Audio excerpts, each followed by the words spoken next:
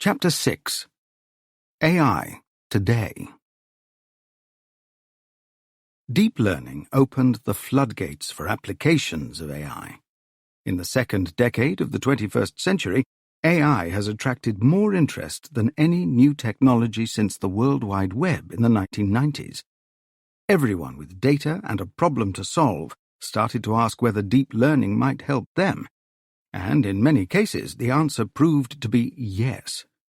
AI has started to make its presence felt in every aspect of our lives. Everywhere that technology is used, AI is finding applications in education, science, industry, commerce, agriculture, healthcare, entertainment, the media and arts, and beyond. While some applications of AI will be very visible in the future, others will not. AI systems will be embedded throughout our world, in the same way that computers are today. And in the same way that computers and the World Wide Web changed our world, so too will AI. I could no more tell you what the full range of applications of AI will be than I could tell you about all the applications of computers, but here are a few of my favorite examples that have emerged during the past few years. In April 2019, you may recall seeing the first ever pictures of a black hole. In a mind-boggling experiment, astronomers used data collected from 8 radio telescopes across the world to construct an image of a black hole that is 40 billion miles across and 55 million light-years away. The image represents one of the most dramatic scientific achievements this century. But what you might not know is that it was only made possible through AI. Advanced computer vision algorithms were used to reconstruct the image, predicting missing elements of the picture. In 2018, researchers from the computer processor company NVIDIA demonstrated the ability of AI software to create completely convincing but completely fake pictures of people. The pictures were developed by a new type of neural network, one called a generative adversarial network. The pictures are uncanny. At first sight, they look utterly realistic, and it is hard to believe that they are not real people. The evidence of our eyes tells us that they are, but they were created by a neural net. This capability, unimaginable at the turn of the century, will be a key component of virtual reality tools in the future. AI is on the way to constructing convincing alternative realities. In late 2018, DeepMind researchers at a conference in Mexico announced AlphaFold, a system to understand a fundamental issue in medicine called protein folding. Protein folding involves predicting the shape that certain molecules will take on. Understanding the shapes that they will form is essential for progress in treating conditions such as Alzheimer's disease. Unfortunately, the problem is fearsomely difficult. AlphaFold used classic machine learning techniques to learn how to predict protein shapes and represents a promising step on the road to understanding these kinds of devastating conditions. In the remainder of this chapter, I want to look in more detail at 2 of the most prominent opportunities for AI. The first is the use of AI in healthcare. The second is the long-held dream of driverless cars. AI-powered healthcare. Anybody with even the vaguest interest in politics and economics will recognize that the provision of healthcare is one of the most important global financial problems for private citizens and for governments. On the one hand, improvements in healthcare provision over the past 2 centuries are probably the most important single achievement of the scientific method in the industrialized world. In 1800, life expectancy for someone in Europe would have been less than 50 years. Someone born in Europe today could reasonably expect to live late into their 70s. Of course, these improvements in healthcare and life expectancy have not yet found their way to all the parts of the globe, but overall the trend is positive, and this is, of course, a cause for celebration. But these welcome advances have created challenges. Firstly, populations are, on average, becoming older, and older people typically require more healthcare than younger people, which means that the overall cost of healthcare has risen. Secondly, as we develop new drugs and treatments for diseases and other afflictions, the overall range of conditions that we can treat increases, which also leads to additional healthcare costs. And of course, a key underlying reason for the expense of healthcare is that the resources required to deliver healthcare are expensive, and people with the skill and qualifications to do so are scarce. Because of these problems, healthcare, and more particularly funding for healthcare, is everywhere a perennial issue for politicians to wrangle with. Wouldn't it be wonderful, then, if there was a technological fix to the healthcare problem? The idea of AI for healthcare is nothing new. We saw earlier that the seminal MySyn expert system was widely acclaimed after demonstrating better-than-human performance when diagnosing the causes of blood diseases in humans.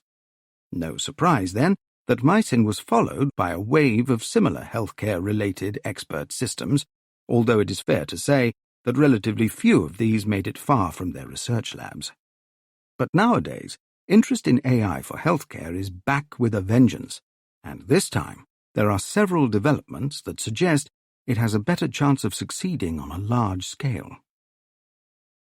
One important new opportunity for AI-powered healthcare is what we might call personal healthcare management. Personal healthcare management is made possible by the advent of wearable technology, smartwatches like the Apple Watch and the activity fitness trackers such as Fitbit. These devices continually monitor features of our physiology, such as our heart rate and body temperature. This combination of features raises the fascinating prospect of having large numbers of people generating data streams relating to their current state of health on a continual basis. These data streams can then be analyzed by AI systems, either locally, via the smartphone you carry in your pocket, or by uploading them to an AI system on the Internet. It is important not to underestimate the potential of this technology. For the first time ever, we can monitor our state of health on a continual basis. At the most basic level, our AI-based healthcare systems can then provide impartial advice on managing our health. This is, in some sense, what devices like Fitbit already do. They monitor our activity and can also set us targets. Mass-market wearables are in their infancy, but there are plenty of indications of what is to come. In September 2018, Apple introduced the fourth generation of its Apple Watch, which included a heart monitor for the first time. Electrocardiogram apps on the phone can monitor the data provided by the heart rate tracker and have the potential to identify the symptoms of heart diseases, perhaps even calling for an ambulance on your behalf if necessary. One possibility is monitoring for the elusive signs of atrial fibrillation, an irregular heartbeat, which can be the precursor to a stroke or other circulatory emergency. An accelerometer in the phone can be used to identify the signature of someone falling, potentially calling for assistance if needed. Such systems require only fairly simple AI techniques. What makes them practicable now is the fact that we can carry a powerful computer with us, which is continually connected to the Internet and which can be linked to a wearable device equipped with a range of physiological sensors. Some applications of personal healthcare may not even require sensors, just a standard smartphone. Colleagues of mine at the University of Oxford believe it may be possible to detect the onset of dementia simply from the way that someone uses their smartphone. Changes in the way that people use their phone or changes in patterns of behavior recorded by their phone can indicate the onset of the disease, before any other person notices these signs and long before a formal diagnosis would normally be made. Dementia is a devastating condition and presents an enormous challenge for societies with aging populations. Tools that can assist with its early diagnosis or management would be very welcome. Such work is still at the very preliminary stages, but it provides yet another indicator of what might come. This is all very exciting, but the opportunities presented by these new technologies come with some potential pitfalls too. The most obvious of these is privacy. Wearable technology is intimate. It continually watches us, and while the data it obtains can be used to help us, it also presents boundless opportunities for misuse. One area of immediate concern is the insurance industry. In 2016, the health insurance company Vitality started offering Apple Watches along with their insurance policies. The watches monitor your activity, and your insurance premiums are then set according to how much exercise you undertake. If 1 month you decided to be a couch potato and undertook no exercise, you might pay a full premium. But you could offset this the next month by going on a fitness frenzy, leading to a reduced premium. Perhaps there is nothing directly wrong with such a scheme, but it suggests some much more uncomfortable scenarios. For example, in September 2018, the US-based insurance company John Hancock announced that in the future it will only offer insurance policies to individuals who are prepared to wear activity tracking technology. The announcement was widely criticized. Taking this kind of scenario further, what if we were only able to access national health care schemes or other national benefits if we agreed to be monitored and to meet daily exercise targets? You want health care? Then you have to walk 10,000 steps per day. Some people see nothing wrong with such a scenario. For others, it represents a profound intrusion and an abuse of our basic human rights. Automated diagnosis is another exciting potential application for AI in healthcare. The use of machine learning to analyze data from medical imaging devices, such as X-ray machines and ultrasound scanners, has received enormous attention over the past decade. At the time of writing, it seems as if a new scientific article is announced showing that AI systems can effectively identify abnormalities from medical images every single day. This is a classic application of machine learning. We train the machine learning program by showing it examples of normal images and examples of abnormal images. The program learns to identify images with abnormalities. A well-publicized example of this work came from DeepMind. In 2018, the company announced they were working with Moorfields Eye Hospital in London to develop techniques to automatically identify diseases and abnormalities from eye scans. Eye scans are a major activity for Moorfields. They typically undertake 1,000 of them every working day, and analyzing these scans is a large part of the work of the hospital. DeepMind's system used 2 neural networks. The first to segment the scan, identifying the different components of the image, and the second for diagnosis. The first network was trained on about 900 images, which showed how a human expert would segment the image. The second network was trained on about 15,000 examples. Experimental trials indicated that the system performed at or above the level of human experts. You don't have to look far to find many other striking examples of how current AI techniques are being used to build systems with similar capabilities, for identifying cancerous tumors on X-rays, diagnosing heart disease from ultrasound scans, and many other examples. Many have urged caution in the push for AI's use in healthcare. For one thing, the healthcare profession is, above all, a human profession. Perhaps more than any other role, it requires the ability to interact with and relate to people. A GP needs to be able to read her patients, to understand the social context in which she is seeing them, to understand the kinds of treatment plans that are likely to work for this particular patient versus those which aren't, and so on. All the evidence indicates that we can now build systems that can achieve human expert performance in analyzing medical data. But this is only a small part, albeit a phenomenally important part, of what human healthcare professionals do. Another argument against AI's use in healthcare is that some people would prefer to rely on human judgment rather than that of a machine. They would rather deal with a person. I think there are 2 points to make here. First of all, it is hopelessly naive to hold up human judgment as some sort of gold standard. We are, all of us, flawed. Even the most experienced and diligent doctor will sometimes get tired and emotional. And however hard we try, we all fall prey to biases and prejudices, and often we just aren't very good at rational decision-making. Machines can reliably make diagnoses that are every bit as good as those of human experts. The challenge/opportunity in healthcare is to put that capability to its best use.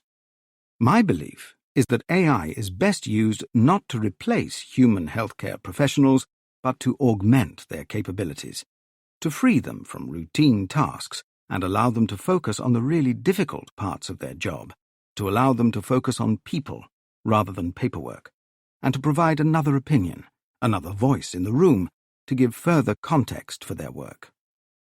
Secondly, the idea that we have a choice between dealing with a human physician or an AI healthcare program seems to me to be a first-world problem. For many people in other parts of the world, the choice may instead be between healthcare provided by an AI system or nothing. AI has a lot to offer here.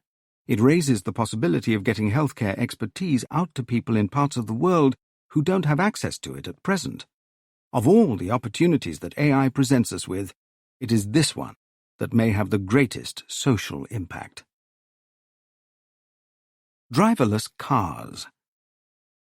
At the time of writing, more than 1 million people per year are dying in automobile-related accidents globally. A further 50 million people are injured every year in automobile accidents. These are staggering statistics, and yet we seem to be accustomed to the dangers of road travel. We accept the risk as an occupational hazard of living in the modern world. But AI holds out the real prospect of dramatically reducing those risks. Driverless cars are a real possibility in the medium term, and ultimately they have the potential to save lives on a massive scale. There are, of course, many other good reasons for wanting autonomous vehicles. Computers can be programmed to drive cars efficiently, making better use of scarce and expensive fuel or power resources, resulting in environmentally friendlier cars with lower running costs. Computers could also potentially make better use of road networks, for example, allowing far greater throughput at congested road junctions. And if cars become safer, the need for them to have expensive and heavy protective chassis will be reduced, again leading to cheaper, more fuel-efficient vehicles. There is even an argument that driverless cars will make car ownership unnecessary. Driverless taxis will be so cheap, goes the argument, that it won't make economic sense to own your own car. For all these reasons and more, driverless cars are an obvious and compelling idea, and it will therefore be no surprise to you that there has been a long history of research in this area. As automobiles became mass-market products during the 1920s and 1930s, the scale of deaths and injuries that resulted, mostly because of human error, immediately prompted discussion about the possibility of automated cars. Although there have been a range of experiments in this field since the 1940s, it is only since the emergence of microprocessor technologies in the 1970s that they really began to be feasible. But the challenge of driverless cars is immense, and the fundamental problem is perception. If you could find a way for a car to know precisely where it was and what was around it, then you would have solved the problem of driverless cars. The solution to this problem was to be modern machine learning techniques. Without them, driverless cars would not be possible. The Prometheus project, funded by the pan-governmental Eureka organization in Europe, is widely seen as a forerunner of today's driverless car technology. Prometheus, which ran from 1987 to 1995, led to a demonstration in 1995 in which a car drove itself from Munich in Germany to Odense in Denmark and back. Human interventions were required on average about every 5.5 miles. The longest stretch managed without human intervention was about 100 miles. This was a remarkable feat, all the more remarkable because of the limited computer power available at the time.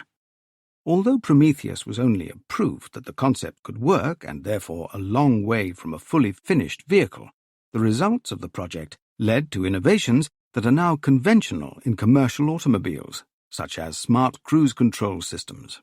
And above all, Prometheus signaled that this technology would eventually be commercially viable. By 2004, progress was such that the U.S. military research agency DARPA organized a grand challenge, inviting researchers to enter a competition in which vehicles would autonomously traverse 150 miles of the American countryside. A total of 106 teams entered, from universities and companies alike, each hoping to win the $1 million prize offered by DARPA. These were whittled down to 15 finalists, but in the event, none of the 15 finalists completed more than 8 miles of the course. Some vehicles failed to even make it out of the starting area.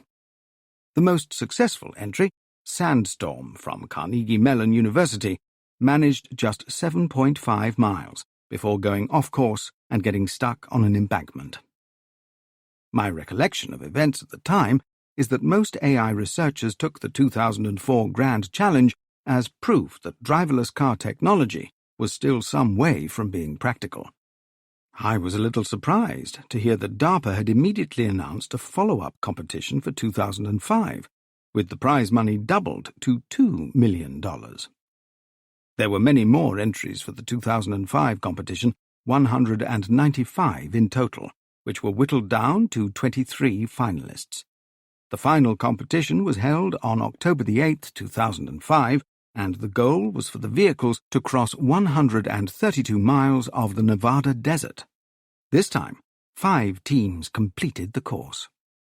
The winner was the robot Stanley, designed by a team from Stanford University, led by Sebastian Thrun. Stanley completed the course in just under 7 hours, averaging about 20 miles per hour. A converted Volkswagen Touareg, Stanley was equipped with 7 onboard computers, interpreting sensor data from GPS, laser rangefinders, radar, and video feed. The 2005 Grand Challenge was one of the great technological achievements in human history. On that day, driverless cars became a solved problem, in the same way that heavier-than-air powered flight became a solved problem at Kitty Hawk just over a century earlier. The first flight by the Wright brothers lasted just 12 seconds, in which time the Wright Flyer 1 flew only 120 feet. But after that 12-second journey, powered heavier-than-air flight was a reality. And so it was with driverless cars after the 2005 Grand Challenge. The 2005 Grand Challenge was followed by a series of other challenges, of which probably the most important was the 2007 Urban Challenge. While the 2005 competition tested vehicles on rural roads, the 2007 challenge aimed to test them in built-up urban environments. Driverless cars were required to complete a course while obeying California road traffic laws and coping with everyday situations like parking, intersections, and traffic jams. 36 teams made it to the national qualifying event, and of these 11 were selected for the final, held on a disused former airport on November 3, 2007. 6 teams successfully completed the challenge, with the winner, from Carnegie Mellon University, averaging approximately 14 miles per hour throughout the 4-hour challenge. We have seen massive investment in driverless car technology since then, both from established automobile companies, who are desperate not to be left behind, and from newer companies who perceive an opportunity to steal a march on traditional manufacturers. In 2014, the U.S. Society of Automotive Engineers provided a useful classification scheme to characterize the various different levels of autonomy within a vehicle. Level 0, no autonomy. The car has no automated control functions whatsoever. The driver is in complete control of the vehicle at all times, although the vehicle may provide warnings and other data to assist the driver. Level 0 includes the vast majority of cars on the roads today. Level 1. Driver assistance. Here, the car provides some level of control for the driver, typically on routine matters, but the driver is expected to pay complete attention. An example of driver assistance would be an adaptive cruise control system, which can maintain the car's speed using brakes and accelerator. Level 2. Partial automation. At this level, the car takes control of steering and speed, although again the driver is expected to be continually monitoring the driving environment and to be ready to intervene if necessary. Level 3. Conditional automation. At this level, the human driver is no longer expected to be continually monitoring the driving environment, although the car may ask the user to take control if it encounters a situation that it cannot cope with. Level 4. High automation. Here, the car takes control under normal circumstances, although the driver can still intervene. Level 5. Full automation. This is the dream of driverless cars. You get in a car, state your destination, and the car does everything from there. There is no steering wheel. At the time of writing, the state-of-the-art system for commercially available driverless car technology is probably Tesla's Autopilot, initially available on the Tesla Model S car. Released in 2012, the Model S was the flagship vehicle in Tesla's lineup of high-specification electric cars, and at the time of its release, it was probably the world's most technologically advanced, commercially available electric car. From September 2014 onward, all Tesla Model S vehicles were equipped with cameras, radar, and acoustic range sensors. The purpose of all this high-tech gear was made plain in October 2015, when Tesla released software for the car that enabled its Autopilot feature, a limited automatic driving capability. The media was quick to start hailing Autopilot as the first driverless car, although Tesla was at pains to point out the limitations of the technology. In particular, Tesla insisted that drivers should keep their hands on the steering wheel at all times while Autopilot was engaged. In terms of the levels of autonomy presented previously, Autopilot seemed to be at level 2. However good the technology was, it was obvious that serious accidents involving Autopilot would eventually occur, and that the first fatality involving Autopilot would make headlines across the world. And this indeed proved to be the case, when, in May 2016, a Tesla owner in Florida was killed when his car drove into an 18-wheel truck. Reports suggested that the car's sensors had been confused by the view of the white truck against a bright sky. As a consequence, the car's AI software failed to recognize that there was another vehicle present and drove directly into the truck at high speed, instantly killing the driver. Other incidents highlight what seems to be a key problem with current driverless car technology. At level 0 autonomy, it is completely clear what is expected of the driver. Everything. And at level 5 autonomy, it is similarly obvious. The driver is expected to do nothing. But between these two extremes, it is much less evident what drivers must expect to do, and the anecdotal evidence from the Florida incident and elsewhere is that drivers place far too much reliance on the technology, treating it as if it were level 4 or 5, when in fact it is far below this. This mismatch between driver expectations and the reality of what the system can do seems to be driven at least in part by an overexcited press who don't seem to be very good at understanding or communicating the subtleties of technological capability. It probably doesn't help that Tesla named their system Autopilot. In March 2018, another high-profile accident involving driverless cars raised further doubts about the technology. On March 18, 2018, in Tempe, Arizona, a driverless car owned by Uber hit and killed a 49-year-old pedestrian, Elaine Hertzberg, while in driverless mode. As is typically the way with accidents of this kind, there were a number of contributory causes. The car was traveling faster than the automatic emergency braking system could handle, so by the time the car recognized that emergency braking was required, it was too late to be able to do anything about it. Although the car's sensors recognized that there was an obstacle, the victim, Elaine Hertzberg, which called for emergency braking, the software seems to have been designed to avoid doing this, suggesting some confusion or at least a rather strange set of priorities in the mind of the programmers. But most important, the safety driver in the car, whose main purpose was to intervene in incidents like this, appears to have been watching TV on her smartphone, paying little attention to the outside environment. It may well be that she was too confident in the car's driverless abilities as well. The tragic death of Elaine Hertzberg was entirely avoidable, but the failure was human, not technological. It seems depressingly inevitable that there will be more tragedies like these before we see practical mass-market driverless cars.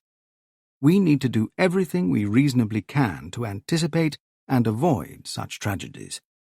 But they will occur in any case, and when they do, we need to learn the lessons from them.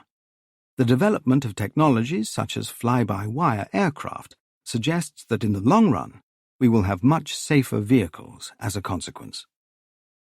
The current flurry of activity around driverless vehicles suggests that the technology is tantalizingly close. But just how close is it? When will you be able to jump into a driverless car and state your destination? One of the most impartial indicators about this comes from information that driverless car companies are required to provide to the state of California in order to gain a license to test their cars within that state. The most important such piece of information is the Autonomous Vehicle Disengagement Report. The disengagement report must indicate how many miles the relevant car from which company drove in driverless mode and how many disengagements occurred during these tests. A disengagement is a situation in which a person had to intervene to take over control of the car, what should have occurred in the case of Elaine Hertzberg. A disengagement doesn't necessarily mean that the person had to intervene to avoid an accident, far less a fatality, but nevertheless, this data gives an indication of how well the technology is performing. The fewer disengagements per autonomous mile driven, the better. In 2017, 20 companies filed disengagement reports with the state of California. The clear leader in terms of number of miles driven and lowest number of disengagements per 1,000 miles was a company called Waymo, who reported, on average, a disengagement about every 5,000 miles. The worst performance was by automobile giant Mercedes, who reported no fewer than 774 disengagements per 1,000 miles. Waymo is Google's driverless car company. Originally, it was an internal Google project run by 2005 DARPA Grand Challenge winner Sebastian Thrun, and it became part of a subsidiary company of Google in 2016. In 2018, Waymo reported traveling 11,000 miles between disengagements. So what does this data tell us? And in particular, how soon will driverless cars be an everyday reality? Well, the first conclusion we can draw from the relatively poor performance of automobile giants like BMW, Mercedes, and Volkswagen is that a historical track record in the automotive industry is not the key requirement for success in driverless car technology. On reflection, this should come as no surprise. The key to driverless cars is not the internal combustion engine, but software. AI software. No surprise, then, that the U.S. automobile giant General Motors acquired driverless car company Cruise Automation for an undisclosed, but obviously very large, sum in 2016, while Ford invested $1 billion in self-driving startup company Argo AI. Both companies made public, very ambitious claims about the rollout of commercial driverless cars. Ford predicted they would have a fully autonomous vehicle in commercial operation by 2021. Of course, we don't know the precise criteria that companies use to decide when a disengagement occurs. It could be that Mercedes, for example, are just being overly cautious. But it seems hard to avoid the conclusion that at the time of writing, Waymo are far ahead of the pack. It is interesting to compare the state of California disengagement reports with what we know about human driver performance. There doesn't seem to be any definitive statistical data about the latter, but it seems that in the United States, humans drive on average hundreds of thousands of miles between serious incidents, possibly even 1 million. This suggests that even the market leader, Waymo, would have to improve their technology by up to 2 orders of magnitude before they can achieve a comparable level of safety on the road to that of human drivers. Of course, not all the disengagements reported by Waymo would have led to accidents, so the comparison is hardly scientific, but at least it gives some indication of the scale of the challenges still faced by driverless car companies. Anecdotally, speaking to engineers who work with driverless cars, it seems the key difficulty for the technology is dealing with unexpected events. We can train cars to deal with most eventualities, but what happens when the car meets a situation that is unlike anything it has met in training? While most driving scenarios are routine and expected, there is a long tail of completely unpredictable situations that could occur. In such a situation, a human driver would have their own experience of the world to fall back on. They could think about how to handle it, and if they don't have time to think, they can call upon their instincts. Driverless cars do not have this luxury, and won't, not for the foreseeable future. Another major challenge is how to make the transition from the current state of affairs on our roads, all vehicles on the roads are driven by people, through a mixed scenario, some human-driven cars, some driverless, to a completely driverless future. On the one hand, autonomous vehicles just don't behave like people while driving, and this confuses and unnerves the human drivers they share the roads with. On the other hand, human drivers are unpredictable and don't necessarily follow the rules of the road to the letter, making it hard for AI software to understand their behavior and interact with them safely. Given my upbeat assessment of the progress made in driverless car technology, this may sound surprisingly pessimistic. So let me do my best to explain how I think events might unfold in the decades ahead. First, I believe driverless car technology in some form will be in everyday use soon, likely within the next decade. However, this doesn't mean that Level 5 autonomy is imminent.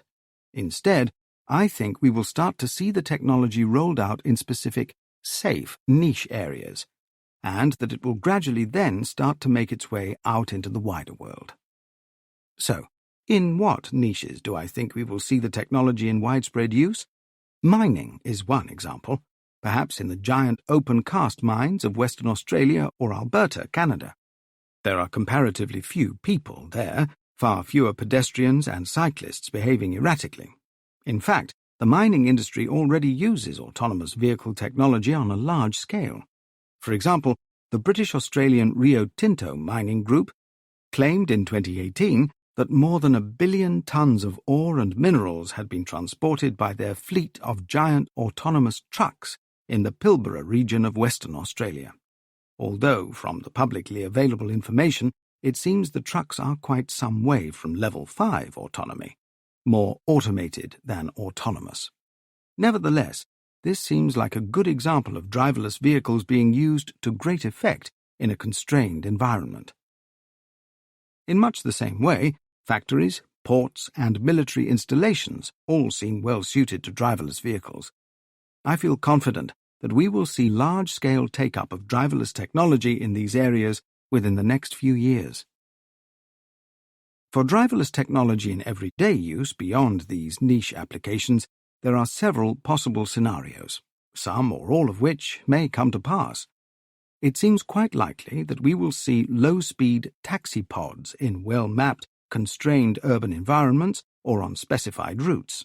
Indeed, several companies are trialling similar services at the time of writing, albeit on a very limited basis, and for the time being with human safety drivers present in cars to handle emergencies.